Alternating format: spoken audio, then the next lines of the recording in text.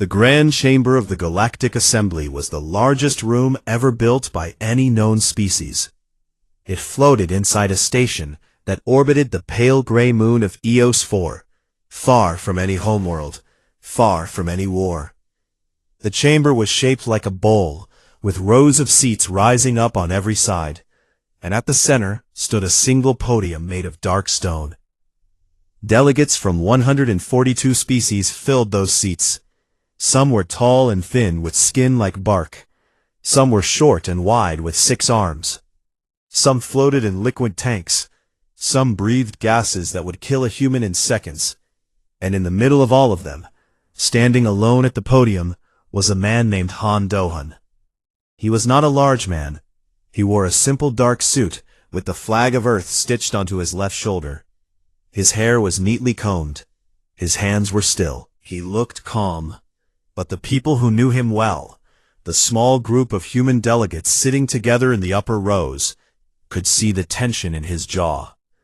They had seen that look before. It meant he was holding something back. Dohan had been Earth's ambassador to the Galactic Assembly for 9 years. He had learned every rule, every custom, every unwritten law of this place. He had smiled through insults. He had stayed quiet when older species called humanity young and reckless and too emotional. He had played the game because Earth needed allies, and allies required patience. But today was different. He tapped the podium, and a holographic display lit up behind him, filling the air with documents, star maps, audio recordings, and financial records. The chamber fell quiet. Even the translators paused. 11 million people, Dohan said. His voice was steady.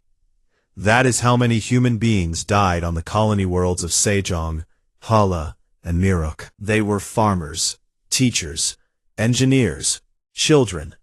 They were not soldiers. They had no warships. They had no weapons. And they were killed, not by accident, not by nature, but by pirate fleets that were funded, armed, and directed by the Valori Dominion. A wave of murmurs passed through the chamber. In the upper section, the Valori delegates shifted in their seats. Their representative, a tall creature with smooth gray skin and 4 narrow eyes, sat very still. His name was Fenrath, and he had been expecting this moment. Dohan continued. He walked the assembly through each piece of evidence. Intercepted communications between Valori military officers and pirate commanders. Weapons signatures on the bombs that destroyed Sejong's capital, matched exactly to Valori military factories. Financial records showing payments routed through 6 Valori shell worlds to pirate accounts. Voice recordings of Valori officers laughing about cleaning up the human mess. It took 40 minutes. The evidence was clear, organized, and impossible to misunderstand. When Dohan finished, the chamber was silent. Then Fenrath stood. The human delegate presents an impressive display, Fenrath said, his voice smooth and unhurried. But we all know that data can be shaped. Communications can be faked. Financial records can be planted. The Valori Dominion has been a member of this assembly for over 900 years. We do not take accusations from a species that has been here for less than 4 decades. Several alien delegates nodded. Others looked away. Dohan watched their faces and felt something cold settle in his chest. Speaker Orvalis, the head of the assembly, rose from his elevated seat. He was an insectoid creature, ancient and enormous, with a shell that had turned white with age. He had led the assembly for over 2 centuries, and he believed in one thing above all else: order. Not justice, order. The assembly will now vote, Orvalis said, not on the guilt of the Valori Dominion, but on whether the evidence presented by the human delegation meets the standard required for formal proceedings. Dohan's aide, a young woman named Park Unji, leaned forward in her seat. She whispered to the delegate beside her, "They are not even going to judge the evidence. They are going to vote on whether to look at it." The vote took 3 minutes. 98 species voted to reject the evidence as insufficient for formal review. 44 voted to accept it. The motion to dismiss passed. Dohun did not react immediately. He stood at the podium with his hands at his sides and looked out across the chamber. He looked at Fenrath, who was already leaning back in his seat with the faintest trace of a smile. He looked at Orvalis, who was reviewing his notes as though the matter was already forgotten. He looked at the dozens of delegates who had voted against Earth, some out of fear, some out of greed, some simply because they did not care what happened to a species they still considered beneath them. Then he closed his datapad. The holographic display behind him vanished. "We came to this chamber seeking justice," Dohun said. His voice was quiet now, but in the silence of the chamber, every word carried. "We brought our dead with us, 11 million names. We laid them before you and asked only that you look. You refused." He straightened his coat. "You have shown us what this assembly is. It is not a place of justice. It is a place where the powerful protect the powerful, and the rest are expected to be grateful for the privilege of sitting in this room." He paused. "We are no longer grateful." Dohun stepped away from the podium and walked toward the exit. Behind him, without a word, without a signal, every human delegate stood. Park Unji, the military attaché, the trade envoys, the science advisors, all 31 of them rose from their seats and followed their ambassador down the steps, through the center of the chamber, past rows of alien faces that watched in stunned silence. The heavy doors of the grand chamber opened. The humans walked through. The doors closed behind them with a deep resonating boom that echoed through the bowl-shaped room. For a long moment, nobody moved. Nobody spoke. Then from the far side of the chamber, a low voice broke the silence. It belonged to Counselor Tessic, a reptilian elder from the Drayli Commonwealth. He was old, even by his species standards, and he had seen many things in his long life. Wars, plagues, the rise and fall of empires. He leaned back in his seat and said quietly to no one in particular, "They have no idea what they have just done." The delegates around him glanced at each other, uncertain. A few almost laughed. Humans were young. Humans were emotional. Humans would come back in a few weeks, angry but cooperative, ready to accept whatever compromise was offered. That is what they all believed. 6 months passed after the walkout, and the galaxy waited for humanity to come back. Every species that had ever dealt with humans expected the same pattern. Anger, then silence, then a quiet return to the table with stiff smiles and careful words. That was how diplomacy worked. That was how it had always worked. You made your point, you let the dust settle, and then you came back because you had no other choice. But humanity did not come back. In the first week, Earth recalled every ambassador from every alien capital. Embassies were closed, staff were brought home. Trade envoys packed their offices and left without saying goodbye. By the end of the first month, every human worker in alien space, engineers, doctors, pilots, teachers, had been quietly called back to Earth or to human colonies. Shipping lanes that had depended on human freighters went dark. Communication channels were shut down. Cultural exchange programs were canceled. The galaxy barely noticed it first. Humans were new. Humans were small. How much could they really matter? The answer came slowly, and it came in the form of things breaking. 3 species lost access to a rare medical compound that only human pharmaceutical companies produced. Supply chains for shipbuilding alloys went short because human miners had operated 12 of the most productive asteroid fields in the outer systems. A popular transit corridor near the Orion Arm became dangerous because human patrol ships no longer kept it clear of pirates. Food shipments to 2 alien colony worlds were delayed by months because the logistics network had been designed and managed by a human company. One by one, small problems became big problems. And still, Earth said nothing.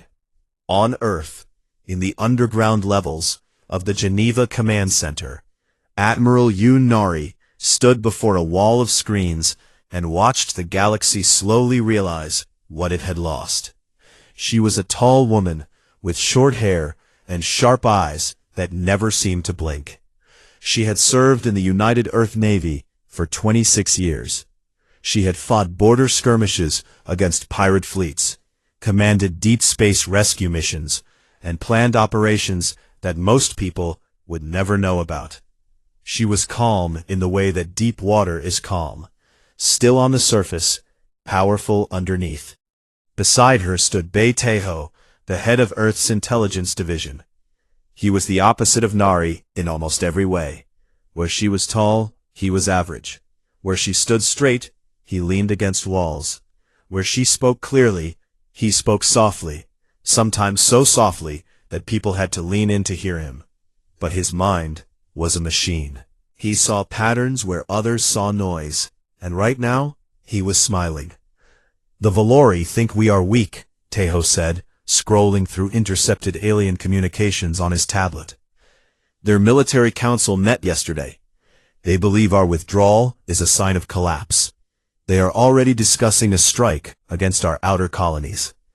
Nari did not look surprised. "When?" 3 to 4 months. They want to hit Daehan first. It is our largest colony near the border. They think if they take it, we will break. "Will we?" Taiho looked at her. "You already know the answer to that." Nari allowed herself a small smile and turned to the second set of screens, which showed the orbital shipyard, Gwanggaeto.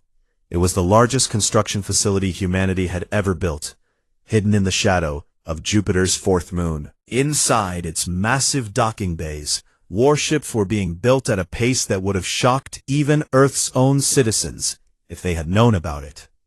New destroyers, new cruisers, new carriers, and at the center of it all, the flagship Baekdu, a dreadnought-class vessel 3 kilometers long, armed with weapons that had never been tested in real combat.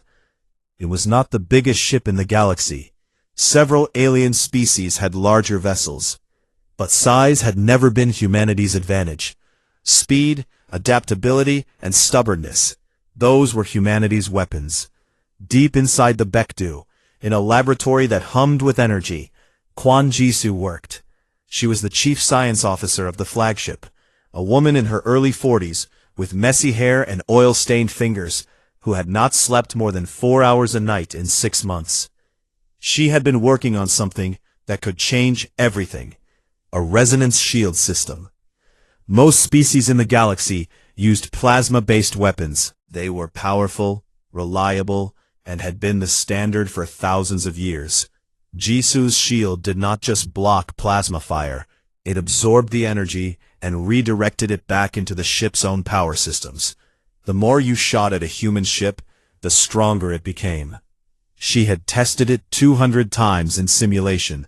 It worked every time. She had tested it on a small patrol ship in live fire exercises.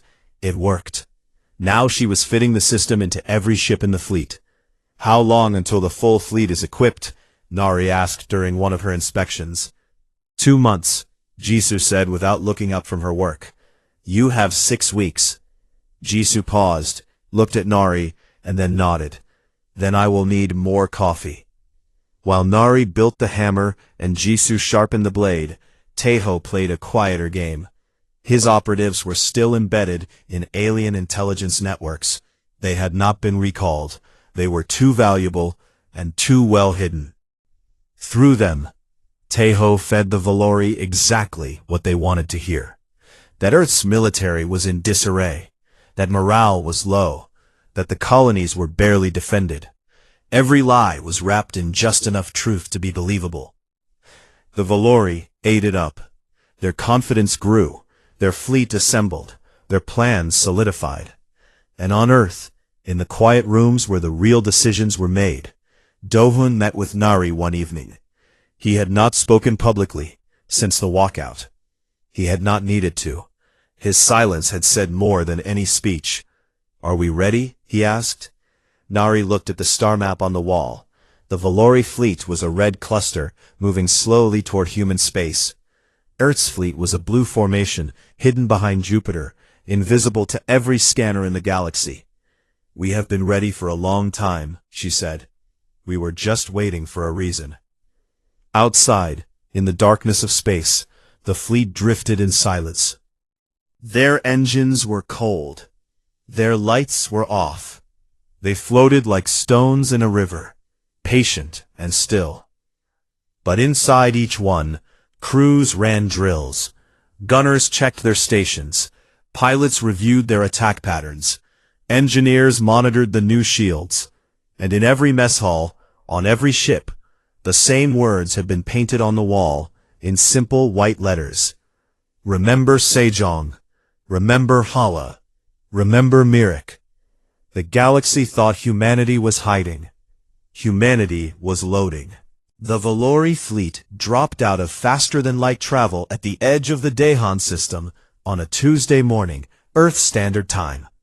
400 warships, cruisers, destroyers, heavy carriers, and assault transports loaded with ground troops.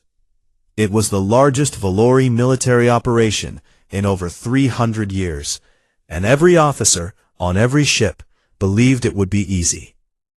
Their intelligence told them the colony was barely defended.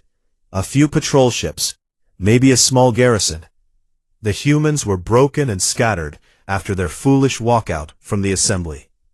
This would not be a battle. This would be a demonstration. A message to Earth and to the rest of the galaxy that the Valori Dominion did not tolerate disrespect. The fleet commander, a decorated Valori admiral named Sorath, stood on the bridge of his flagship and watched the Dahan system appear on his screens. The colony world was a blue and green sphere, smaller than Earth, but rich with resources. 8 million humans lived there. Farms, cities, factories, schools. A soft target. Sorath ordered his fleet into attack formation. His ships spread out in a wide crescent, a classic Valori pattern that had crushed dozens of enemies over the centuries. Weapons powered up. Targeting systems locked on to the planet's orbital stations. And then, his sensor officer made a sound that Sorath had never heard before. It was something between a gasp and a whisper, and it made the admiral turn his head. "What is it?" The sensor officer did not answer immediately. He was staring at his screen. His 4 narrow eyes were all wide open, which in Valori body language meant only one thing: fear. "Contact," the officer said. "Multiple contacts. Bearing 047. Distance closing fast." "How many?" The officer looked at his admiral. 600. Sorath did not believe it. He walked to the sensor console himself and looked at the display. The screen was filled with blue dots. Human ships, emerging from behind the system's gas giant, where they had been hiding with their engines cold and their signatures masked. They were already in formation. They had been waiting. Admiral Yoon Nari stood on the bridge of the Baekdu and watched the Valori fleet on her tactical display. She had known they were coming for weeks. Taeho's intelligence had given her their exact arrival time, their formation pattern, and their fleet composition. She had positioned her ships perfectly, hidden in the magnetic shadow of the gas giant, invisible until she wanted to be seen. Now she wanted to be seen. "All ships, this is Admiral Nari," she said into the fleet-wide channel. Her voice was calm and clear. "The enemy has arrived as expected. They came here to burn a world full of civilians. We are going to make sure that does not happen. All units, execute formation Baekje. Vanguard Squadron, you are clear to engage." At the tip of the human formation, Captain Shin Min-ho gripped the arms of his command chair aboard the destroyer Iron Crane. He was 31 years old. He had joined the Navy at 18 because his older sister had been a teacher on Hala, one of the 3 colonies destroyed by the Valori-funded pirates. She had died in the first bombing. He still carried her photograph in his breast pocket. "Vanguard Squadron, full speed, Minho ordered. "We go straight through their center. Do not slow down. Do not hesitate. We are the tip of the spear." 12 destroyers surged forward. They were fast, faster than anything the Valori had ever seen from a ship that size. They crossed the gap between the two fleets in minutes, and slammed into the center of the Valori crescent, like an arrow through paper. The Valori opened fire. Hundreds of plasma cannons lit up the darkness. Bolts of superheated energy streaked toward the human ships. It was the kind of barrage that should have turned those destroyers into burning wreckage in seconds. It did not. The plasma bolts hit the human ships, and something strange happened. The energy did not burn through the hull. It did not melt the armor. Instead, it spread across the surface of the ships like water hitting glass, shimmering and rippling before being absorbed. The resonance shields that Quan Jisoo had spent 6 months perfecting did exactly what they were designed to do. They drank the plasma fire and converted it into power. Minho watched his ship's energy readings spike upward. Shields holding, power levels increasing. They are literally charging our batteries. On the Valori flagship, Admiral Sorath watched in disbelief as his fleet's weapons did nothing. The human destroyers cut through his center formation, firing as they went. Their weapons were not plasma. They were kinetic, magnetic accelerators that hurled dense metal slugs at incredible speeds. There was no energy to absorb. No shield could redirect a chunk of tungsten moving at a fraction of the speed of light. Valori ships cracked open like eggs. Nari watched the vanguard punch through and immediately gave the next order. First fleet, envelop left. Third fleet, envelop right. Close the pocket. The human fleet moved with a coordination that shocked every alien observer who would later review the battle recordings. 300 ships on each side swept forward and curved inward, forming a massive ring around the Valori fleet. The crescent formation that Sorath had chosen, designed to spread out and overwhelm a smaller enemy, now worked against him. His ships were spread too thin. The humans closed around them like a fist. The battle lasted 4 hours. It was not a fight. It was a lesson. The Valori tried to retreat, but the human ships were faster. They tried to regroup, but Nari anticipated every move. They tried to target the Bektu directly, pouring everything they had at the flagship. But Jisoo's shields held without a single breach. The Bektu absorbed the fire and kept advancing, its massive forward cannons tearing through Valori capital ships one by one. Minho and his vanguard squadron looped back and hit the Valori rear, trapping the last fleeing ships. When his gunners reported that a Valori cruiser was trying to surrender, Minho accepted the surrender immediately and ordered his crew to cease fire on that vessel. He was angry, but he was not cruel. His sister would not have wanted cruelty. When it was over, 310 Valori ships had been destroyed or captured. The rest had been scattered into deep space, running blind with damaged engines and no communications. Humanity had lost 22 ships. 47 more were damaged, but the colony of Dahan was untouched. 8 million people were safe. Nari stood on the bridge of the Bektu and looked at the field of wreckage on her screen. Pieces of Valori warships tumbled slowly through space, glowing with residual heat. She felt no joy. She had never enjoyed destruction. But she felt something else, a quiet iron certainty that what she had done was necessary. She opened a broadcast channel, not just to the surviving Valori ships, to everyone. Every relay station, every communication network, every species with ears to hear.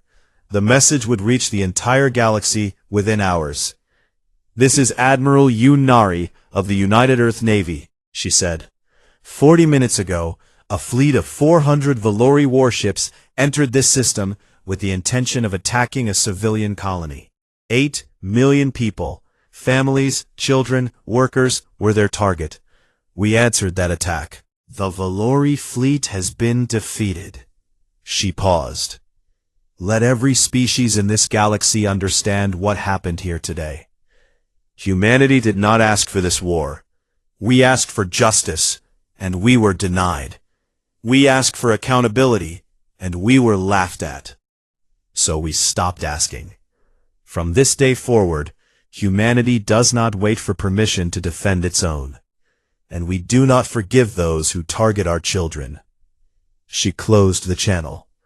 Across the galaxy, in war rooms and council chambers and private offices, alien leaders played the battle footage again and again. They watched the plasma fire splash harmlessly against human shields. They watched the Valori formation collapse in minutes. They watched 600 human ships move like a single living thing. And for the first time, they were afraid. The news of the Battle of Dahan spread across the galaxy like fire through dry grass. Within 12 hours, every major species had seen the footage. Within 24, it was being studied in military academies on 100 different worlds. Within 48, the political landscape of the galaxy had begun to crack. The reaction was not uniform. Some species were terrified. The Valori had been one of the most powerful military forces in the galaxy for nearly 1,000 years, and humanity had crushed them in 4 hours with a fleet that nobody even knew existed. If the humans could do that to the Valori, what could they do to everyone else? Other species were angry, not at humanity, but at themselves. They had watched the evidence of the Valori conspiracy. They had watched Han Do-hoon stand at the podium and lay out the truth. And they had voted to look the other way, because it was easier. Because the Valori were powerful. Because humanity was new and did not matter enough to risk a political fight over. Now, 300 Valori warships were floating in pieces near Dahan, and the galaxy had to face the fact that not mattering was no longer something that could be said about humans. The Galactic Assembly called an emergency session. It was the first time in 80 years that such a session had been convened, and the Grand Chamber on EOS 4 was filled to capacity. Every species sent their senior delegates. The tension was thick enough to taste. Speaker Orvalis opened the session from his elevated seat, his ancient insectoid body hunched forward, his voice carrying the same tone of careful authority it always had. But those who knew him well could see something different in the way he moved. His hands trembled. His eyes darted more than usual. He was afraid, though he would never admit it. The actions of the human military represent an unacceptable escalation, Orvalis declared. A member species, even a former member, launching a military operation of this scale without assembly authorization is a violation of interstellar law. I call upon this body to formally condemn the human attack and to begin discussions on a unified response. The chamber buzzed with murmured conversations. Several delegates nodded, others stayed silent, and in the third row, Councillor Tessic stood up. Tessic was old.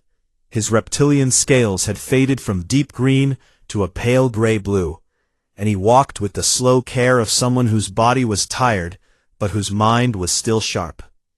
He had been a member of the Assembly for over 60 years. He had served on the Security Council, the Trade Commission, and the Ethics Board. He was respected, even by those who disagreed with him, because he had never once lied in this chamber. Speaker Orvalis, Tessic said, his voice low and rough, I would like to address the Assembly. Orvalis hesitated. He knew what Tessic was going to say.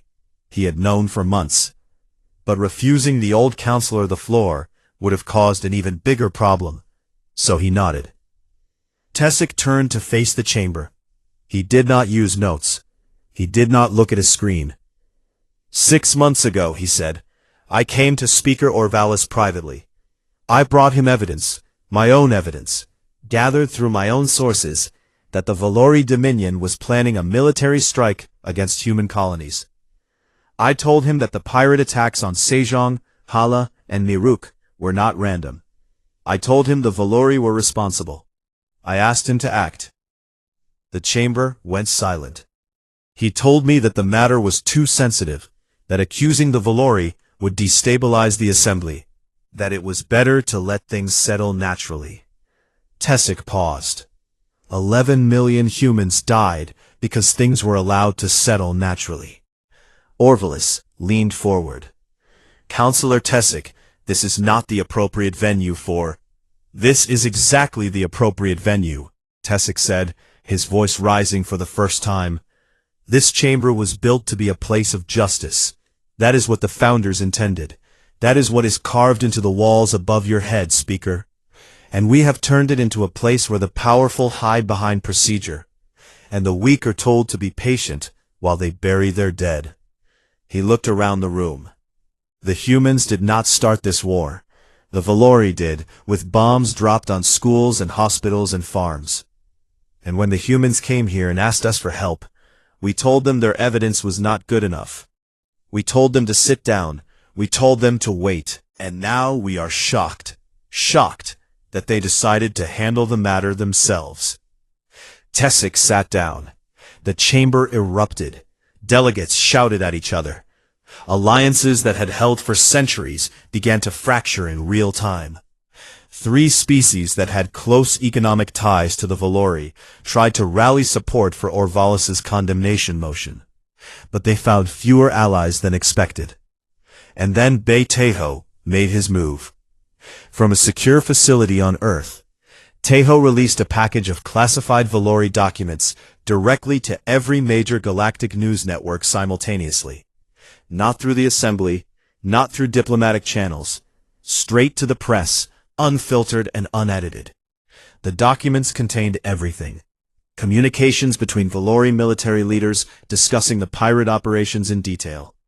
Payment records, operational plans, casualty projections that the Valori had calculated before the attacks.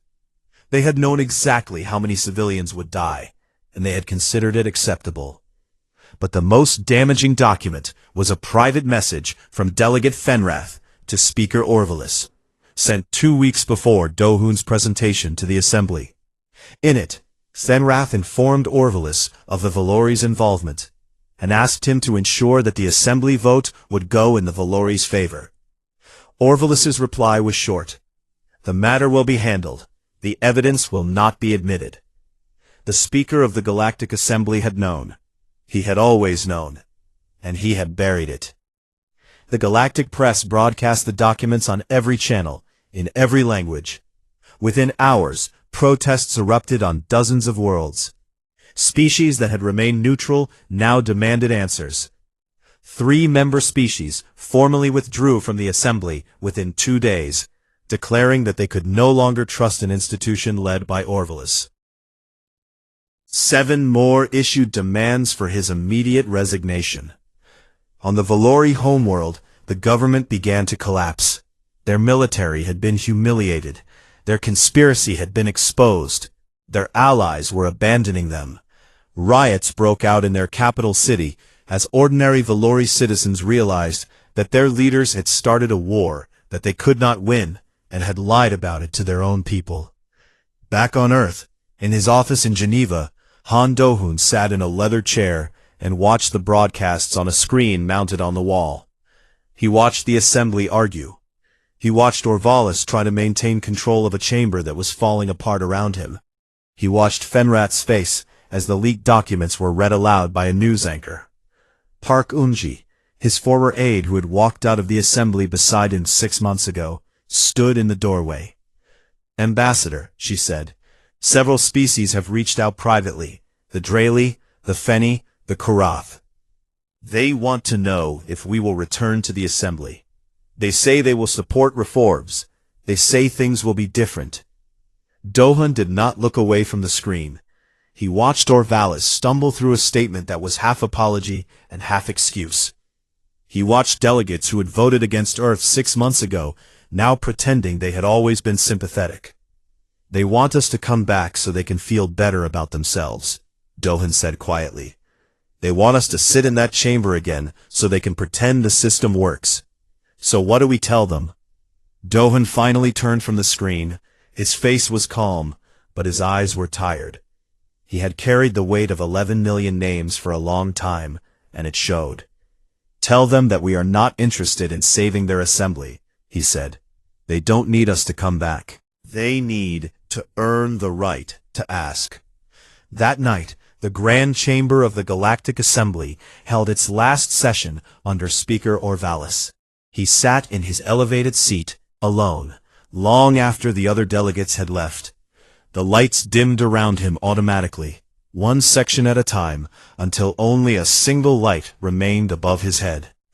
He had held this position for over 2 centuries. He had managed crises, brokered peace deals, and kept the galaxy in order. He had believed, truly believed, that stability was more important than justice, that keeping the machine running mattered more than any single species or any single tragedy. Now the machine was breaking, and he was sitting in the dark. For the first time in his long, careful life, Speaker Orvalis felt small. 1 year had passed since Han Do-hoon walked out of the Grand Chamber, and the galaxy was a different place. The old Galactic Assembly had not officially dissolved, but it was an empty shell.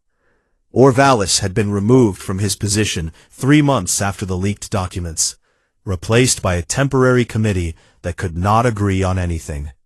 Meetings were held, but fewer and fewer species attended.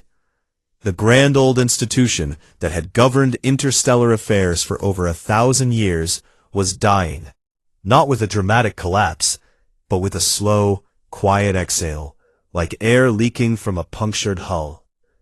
The Valori Dominion had fallen even faster. Their government collapsed under the weight of military humiliation, economic isolation, and the fury of their own citizens. No outside force had invaded them. No human soldiers set foot on their world.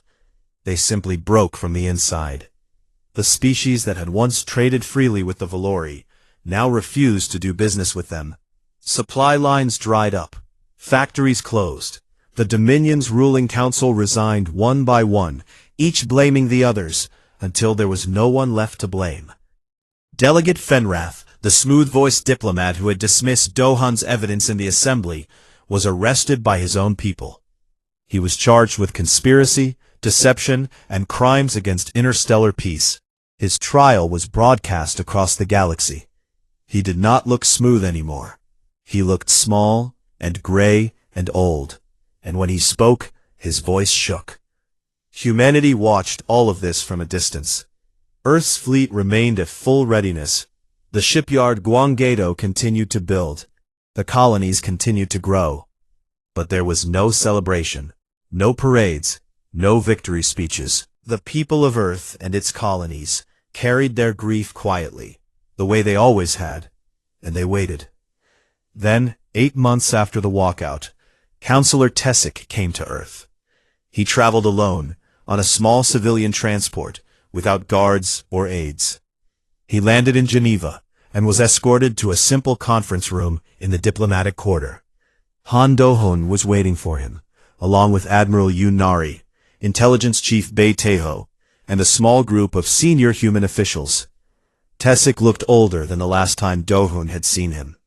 The old reptilian moved slowly, his joints stiff, his breathing heavier than before. But his eyes were as sharp as ever, and when he spoke, every person in the room listened. "I am not here on behalf of the Assembly," Tessic said. "The Assembly as we knew it is finished. I am here on behalf of 30 species who believe that the galaxy still needs a place where civilizations can talk to each other. Not the old rules, something new." He placed a document on the table. It was written in 4 languages, Tessic's native tongue, Galactic Standard, English, and Korean, as a gesture of respect. "We are proposing a new council," Tessic continued. "No permanent speaker, no species ranked above another. Every vote carries equal weight, transparent proceedings, open records, and a justice system that cannot be overruled by political convenience." He looked at Do-hoon. "We are not asking humanity to lead this council. We are asking you to help us build it. Your presence would give it legitimacy. Your experience, what you have been through, would remind everyone why the old system failed." Do-hoon read the document carefully. He passed it to Nari, who read it and nodded. He passed it to Taeho, who read it and said nothing, which was his way of approving. "We will consider it," Do-hun said. It took Earth 2 months to agree. There were arguments. Many people on Earth wanted nothing to do with alien politics ever again. The names Sejong, Hala, and Miruk were still fresh wounds, and the idea of sitting across a table from species that had ignored their suffering was difficult for many to accept. But in the end, the decision was made. Not because humanity had forgiven the galaxy, not because the anger had faded, but because the people of Earth looked at their children and decided that a galaxy with a functioning council, a real one, an honest one, was a safer galaxy for those children to grow up in. The founding summit was held on Eos 4, the same moon where the old assembly had orbited. But the new chamber was different. It was smaller. There were no elevated seats, no towering podiums. A round table sat in the center of the room, with simple chairs arranged around it. Every delegate sat at the same height. Every voice carried the same distance. Do-hun walked into the chamber, wearing the same dark suit he had worn the day he walked out. Park Eun-ji walked beside him, now holding the title of Deputy Ambassador. They took their seats at the table and looked around at the faces of 30 species, some familiar, some new, all watching the humans with a mixture of respect and something that looked very much like hope. Aboard the Baekdu, which held position in orbit above Eos 4, Admiral Nari allowed herself a rare moment of stillness. She stood at the observation window of the flagship and looked down at the moon's surface, where the lights of the new council chamber glowed warm against the gray rock. She had spent the last year preparing for war. Now she was watching the first fragile steps toward peace. Kwon Ji-soo was with her, leaning against a console with a cup of coffee that had gone cold an hour ago. She had been asked to oversee the transfer of resonance shield technology to allied species, a gesture of good faith that Do-hun had proposed and Nari had approved. Ji-soo had agreed, though she insisted on personally reviewing every piece of technical data before it was shared. "Do you think it will work this time?" Ji-soo asked. Nari considered the question. "I think it has a better chance than the last one. People remember what happens when the system fails." "And if it fails again?" Nari looked at her. "Then we will be ready again." On Earth, Shin Min-ho received his promotion to Rear Admiral in a quiet ceremony attended by his crew and a few senior officers. He was given command of a new peacekeeping squadron, 12 ships tasked with patrolling the transit corridors that had become dangerous during humanity's withdrawal. He accepted the command with a short speech that he had written on a napkin that morning, because he had never been good at formal words. "We are not going out there to scare anyone," he told his crew. "We are going out there to make sure that families can travel safely, that trade ships can move freely, and that nobody has to be afraid of the dark between the stars. That is what a navy is for." His crew saluted. He saluted back, and then he went to the bridge of his new flagship, where he taped his sister's photograph to the console beside his chair, the same way he had done on the Iron Crane. Bae Tae-ho retired. He did it quietly, the way he did everything. He turned in his resignation, cleared his office, and was gone before most of his staff realized what had happened. The government offered him medals. The Navy offered him a ceremony. He declined all of it. When Park Eun-ji tracked him down and asked why he would not accept any recognition, Tae-ho looked at her for a long moment and said, "The ones who deserve medals are buried on Sejong, Hala, and Miruk. I just made sure the people who put them there could not sleep at night." Then he walked away, and nobody tried to find him again. At the founding ceremony of the new council, Do-hun was asked to give the opening address. He had been told he could speak for as long as he wanted. He chose to keep it short. He stood at the round table, not behind a podium, not above anyone, just standing among equals. And he looked at the faces around him, aliens who had once voted against his people, aliens who had stayed silent when silence was the worst thing they could offer, and aliens who had stood up when it mattered, like Tessic, who sat across the table with his old eyes shining. 38 years ago, Dohun said, humanity came to the stars, hoping to find friends. We found politics instead. We found power games and old grudges, and systems designed to protect the comfortable at the expense of the vulnerable. We learned hard lessons. We paid for those lessons with lives that should never have been lost. He paused. Today, we try again. Not because we are naive. Not because we have forgotten what happened to our people. We remember every name. We carry every loss. But we are here because we believe the galaxy can be better than what it has been. We are watching. We will always be watching. But for the first time in a long time, we are also hoping. The chamber was quiet. 30 delegations sat in silence, the weight of the moment pressing down on all of them. Slowly, painfully, the old counselor pushed himself up from his chair and stood straight. He did not clap. He did not speak. He simply stood. One by one, every delegate in the room followed. They rose from their seats, tall ones and short ones, species with wings and species with tails, species that breathed air and species that breathed methane, until every single being in the chamber was standing. Dohun looked at them. He felt the weight in his chest shift, not disappearing, never disappearing, but changing into something he could carry forward. He nodded once and sat down. Outside, seen from orbit, the lights of the new council chamber glowed warm on the surface of Eos 4. Around the moon, ships from dozens of worlds hung in peaceful formation, their engines quiet, their weapons cold. Among them, the Baekdu drifted steadily, not at the front, not towering above the rest, but present, solid, ready. The galaxy had watched humanity storm out in anger. Now, it watched them walk back in with something far more powerful. Purpose.